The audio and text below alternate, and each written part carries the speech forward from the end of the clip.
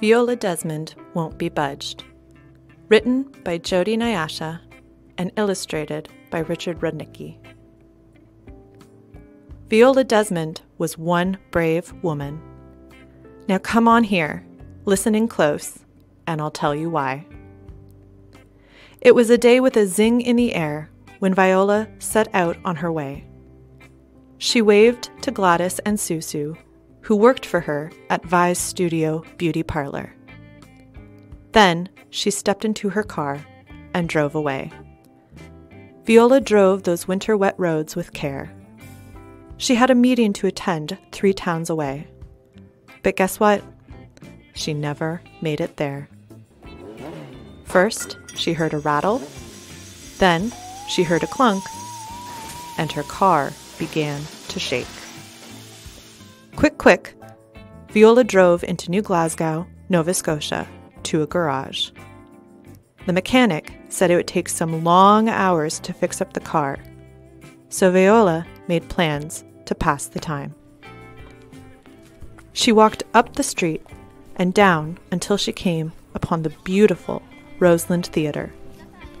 I'll watch a movie, Viola thought. And she stepped up to the window to buy a ticket for the show.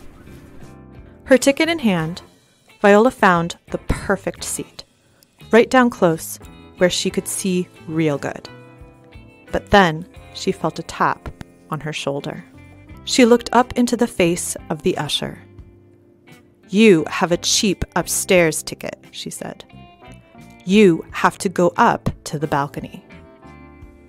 "Well," said Viola, "that cashier must have made a mistake. I'll just go on and buy me a main floor ticket then." The usher shook her head. "No, you people have to sit in the upstairs section." Right then, Viola understood crystal clear what she was saying. It was 1946. Back then, the Roseland Theatre, like a lot of other places in Canada, was segregated. That meant Black people were not allowed to sit, stand, or even be in the same section as white people. Viola felt sad. Viola felt scared. But most of all, Viola felt mad. "Look," she said, "I'm willing to pay the right price, and this is the seat I want, so I'm not moving."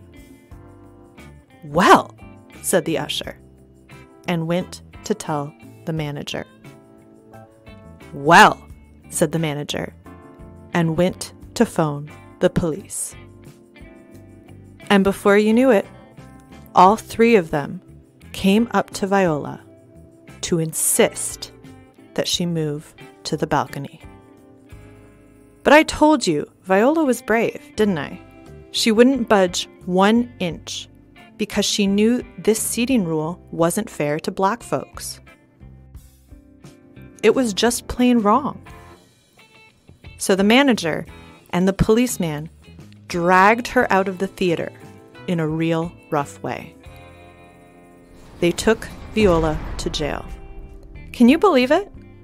She sat on a hard bench all night long and tried to keep her spirits strong. The next morning, Viola was taken before a judge and charged with not paying the proper ticket price.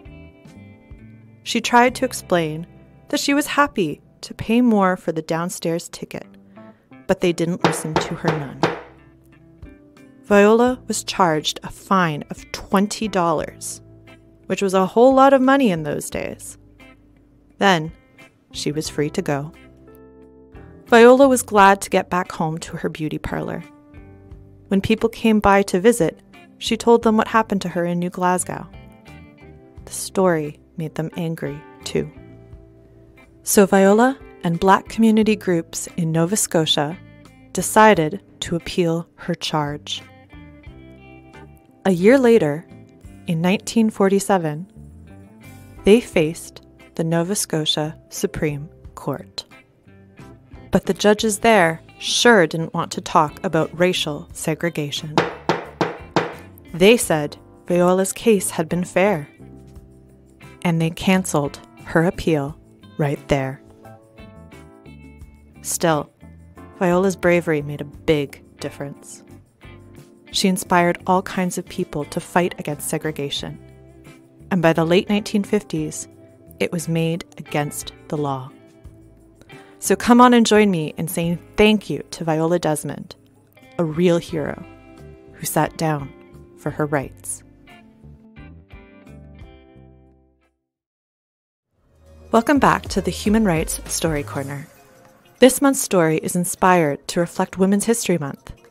Viola Desmond sat down to stand up for the rights of all African Canadians. Remember, standing up takes a lot of courage and bravery. Find your inner hero and create change and equity in your community. The activity guide for this story will also be available online or through the link below. See you next time.